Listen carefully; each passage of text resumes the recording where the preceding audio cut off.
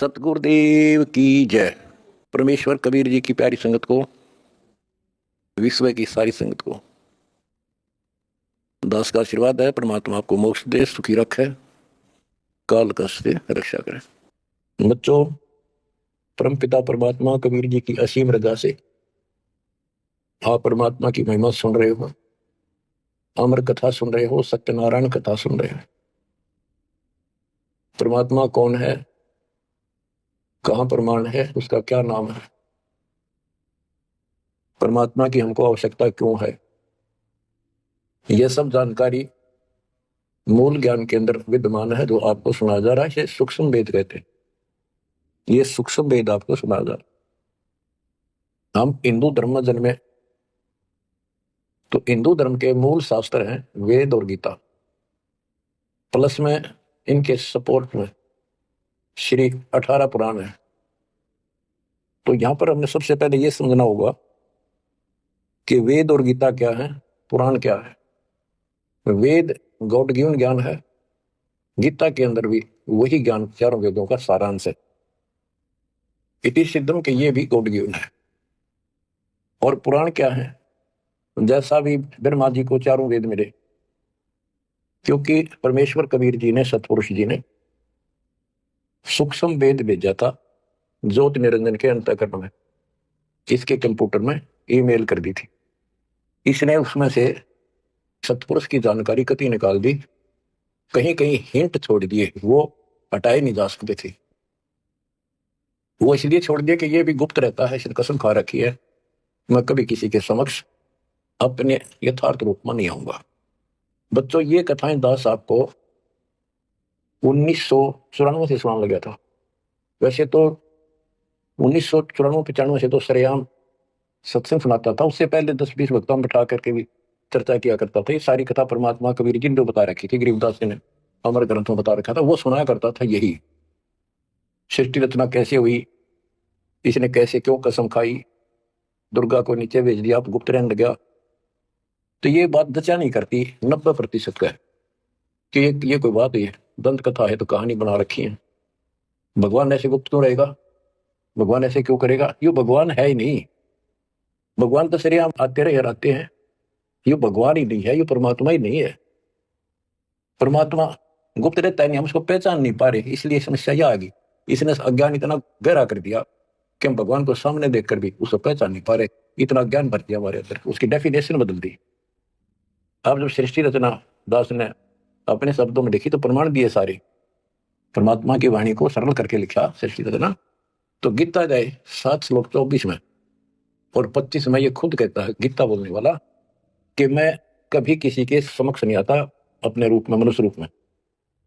मुझे ये श्री कृष्ण रूप में, व्यक्ति रूप में मान रहे, मैं कृष्ण नहीं हूं। मेरा ये अटल संविधान है, अनुत्तम सिद्धांत है कि मैं कभी किसी के समक्ष प्रत्यक्ष प्रकट नहीं होता है, अपनी योग माया से छुपा रहता हूं। जब ये प्रमाण उन भक्तों को दिखाए जो कभी हाँ बने थे, कभी डांटे थे, ये कैसे हो सकता है, उनकी आंखें फटी की फटी रहेगी। तेरा गजब हो, 700 साल पहले लिखी वाणी, बोली वाणी आज सारी सत्य होगी। तो बात यहां उलझ गई थी। तो सबसे पहले आपने ये पहचान करनी होगी कि वेद क्या है और पुराण क्या है।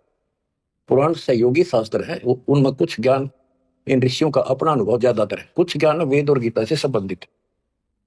जैसे रोच्य ऋषि की कथा एक अध्याय है, उसमें रुचि ऋषि एक साधक था, वेदों को ठीक सा समझा जैसा समझ सकता था। और उसमें लिखा था कि परमात्मा प्राप्ति के लिए एक मंत्र है, ओम, नथिंग एल्स। और कोई देव देव पूजा नहीं करनी, ना कोई दाम पूजने, और मनुष्य जीवन आत्म कल्याण के लिए प्राप्त होता है। वो ज्ञानी आत्मा था, उसने अपना जीवन वेदों अनुसार साधना में समर्पित कर दिया। ना कोई मकान बनाया, जंगल में रहने लग गया, फल फ्रूट खाकर अपना साधना करता। 40 साल की उम्र होगी। उसके 4 पूर्वज, 4 पूर्वज, पिता, पितामह, पर पितामह और तीसरा दादा, ये 4 दिखाई दिए। और वो चारों पितर बने हुए थे। गीता अध्याय 9 श्लोक 25 में स्पष्ट किया है, भूत पूजेंगे भूतों को प्राप्त होंगे, पितर पूजेंगे पितरों को प्राप्त होंगे, देवता पूजेंगे देवताओं को प्राप्त होंगे, मेरी भक्ति करेगा मुझे प्राप्त होगा। तो उन्होंने पितर पूजे थे, कर्म कांड किए थे, भूत पूजे थे, तो ये चारों भूत बढ़ गए प्रेत। रुचि ऋषि के पूर्वज चारों ऋषि थे, ब्राह्मण थे, वेद पढ़ते थे और साधना वेद के विरुद्ध करते थे। यही तो परमात्मा कबीर जी और उनके बच्चे गरीबदास जी यही तो समझा रहे हैं कि वेद पढ़ने पर वेद न जाने बादशाह पुराण 18, और ये उसे आन उपासना करें, भूल गए सृजनारा। वो चारों के चारों गीता विरुद्ध, गीता मीन वेद, वेद के विरुद्ध साधना करके पितर बन गए। वो चारों पितर प्रेत दिखाई दिए। उन्होंने कहा कि हे बेटा ऋषि, हे बेटा रुचि, आपने विवाह क्यों नहीं कराया? हम चारों दुख पा रहे हैं, हम भूखे हैं, प्यासे हैं, कष्ट उठा रहे हैं, हम पितर बने हुए हैं, विवाह कराओ, हमारे पिंड भराओ, श्राद्ध निकालो, हमारी कर्म कांड करो ताकि हमें कुछ राहत मिले। रुचि ऋषि वेद के जानने वाले थे। उन्होंने कहा, हे पितामहो, वेद में तो कहा है कि ये कर्म कांड, पितर पूजा, आन उपासना, देव पूजा, ये मूर्खों की साधना है, अविद्या है। आप मुझे क्यों इसमें लगा रहे? वो चारों ऋषि कहते हैं ब्राह्मण कि बेटा बिल्कुल सही है, वेद में कर्म कांड को अविद्या ही लिखा है, और बच्चे तुम जिस मार्ग पर लगा है ये मोक्ष मार्ग है। और देखो हम दुख पा रहे हैं, हमारा कर्म कांड कर, हमारा छुटकारा करा। फिर बताते हैं पितर ये दे देंगे, पितर ये दे देते, पितर खाक दे देते, आप भूखे मरे। मार्कंडे पुराण से रोचे ऋषि की उत्पत्ति कथा, ये अध्याय है, चैप्टर है। तो उन पितर, आप तो नरक में पड़े ही थे, वो शास्त्र अनुसार शास्त्रों में वर्णित साधना कर रहा था, रुचि ऋषि को फंसा लिया अपने जाल में। अब ये मोह भी एक काल का जाल है। मन में आई ते पिताजी दुखवारे, दादाजी दुखवारे, परदादा, तीसरा दादा। तो उसने कहा ठीक है पितर में हो, मैं 40 साल की उम्र होगी, कौन मेरा ब्याह करेगा? पितर बोले ये हो जाएगा, तू ऐसे तप कर ले। उसने तप करा, फिर ब्याह हुआ, फिर उनके पितर हो गए, पितर पूजा करी। आप भी पितर बना, रुचि ऋषि भी पितर बना, आप भी पितर बने रहे थे। तो बच्चों ये जो वेद ज्ञान है गॉड गिवन, और वैसे किसी ने कांट छांट कर छोड़ रखा है, पर सहज इतना वो कराया है। और पुराण जो है ये ऋषियों के अपने अनुभव है। तो वेद ज्ञान स्पष्ट हो गया, दोनों से स्पष्ट हो गया। रुचि ऋषि कहता है ये अविद्या है, वेद में बोला ऐसा नहीं करना। और पितर भी हाँ भरते क्योंकि उन्होंने वेद पढ़ रखे थे, पर क्रिया गलत करी। स्पष्ट हो गया, पुराण से ही स्पष्ट हो गया, ये पुराण में वेद ज्ञान है। इसके अतिरिक्त इस कथा में जो भी है सारी बकवास है, कति नरक में जाने का है। इसलिए तो वेद ज्ञान है वो हमने स्वीकार्य है और उसको समर्थन में ले भी रहे हैं। और गीता बोलती है 9वें अध्याय का 25वां श्लोक यही कह रहा है। लेकिन यहां तो गीता बोलने वाला कहता है मेरी भक्ति करता है तो मुझे प्राप्त होता है। 8वें अध्याय के 8, 9, 10 में कहता है कि 8वें अध्याय के जो 3 में बता परमेश्वर ब्रह्म, उसकी जो भक्ति करता है उसको प्राप्त होता है। इस प्रकार हमने इस अध्यात्म ज्ञान को निर्णायक तरीके से समझना है। अब ये साधना इन्होंने ठीक की नहीं, साधना ठीक ना करने से यह दुर्गति कराएगी। एक नहीं, तकरीबन ये सबका यही दशा है। परमात्मा ने कहा था मूल ज्ञान अभी बताना नहीं है, 33 अरब ज्ञान हम बाख्या, मूल ज्ञान हम गुप्त ही रखा। यानी 33 अरब हमने ज्ञान बोल दिया, वाणी बोल दी, इस मूल ज्ञान को अभी तक छुपा के रखा था। और बच्चों ही वह कति रोशनी कर दी परमात्मा ने। अब प्रसंग चल रहा है कि परमात्मा की पहचान नहीं हुई, और पहचान ना होने से हम सामने भगवान को देखकर भी स्वीकार नहीं कर पाए। अब ये अमर कथा चल रही है, ये सुनाता हूं संत गरीबदास जी के अमर ग्रंथ से, तथा कबीर सागर का सहयोग साथ में लिया जाएगा। सतयुग में सत सुकृत कै टेरा, त्रेता नाम मुनींद्र मेरा, द्वापर में करुणा में कहाया, कलयुग नाम कबीर धराया। गरीब अनंत कोट ब्रह्मंड में बंदी छोड़ कहाँ आए, सो तो एक कबीर है जननी जने नमाए। गरीब काशीपुरी कष्ट किया उतरे अदर आधार, मोमिन को मुजरा हुआ जंगल में दीदार। बच्चों आपको बताया था कि द्वापर युग के अंदर सुदर्शन नाम के एक परमात्मा कबीर जी के परम भगत थे। उस समय परमेश्वर करुणा में नाम से प्रकट थे और वाल्मीकि जाति थी। सुदर्शन भी वाल्मीकि जाति से थे। इनके माता पिता परमात्मा कबीर जी यानी करुणामय जी की बात को नहीं माना, वो मरे गए। भगत चिंतित हुआ, बहुत चिंतित हो गया।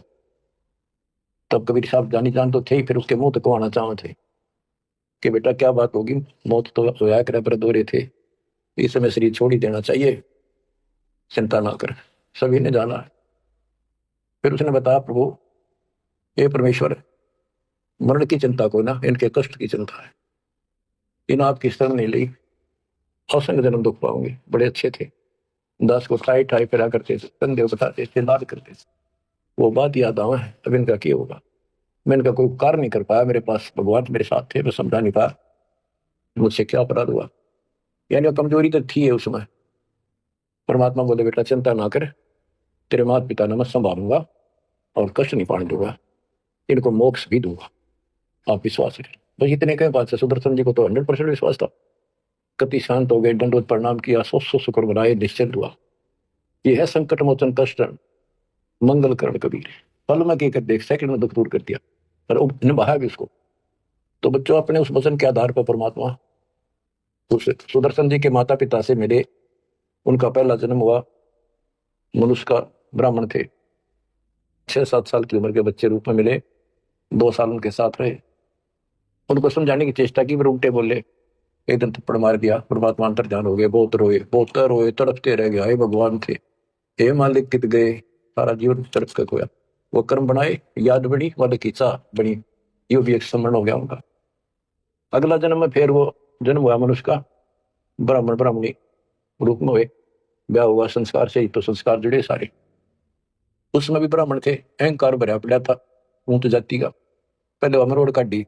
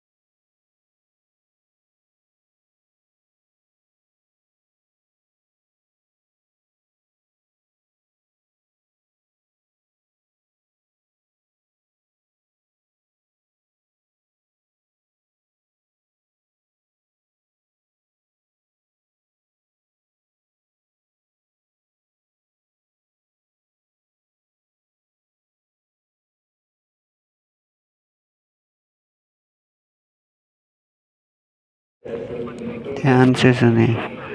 27, 28, 29 को प्रकट दिवस है कबीर परमात्मा का, जिसमें आप सभी परिवार साधारण मुक्ति हैं, जिसमें दहेज मुक्ति, विवाह और झांसी की प्रदर्शनी जैसे भव्य कार्यक्रम किए जाएंगे।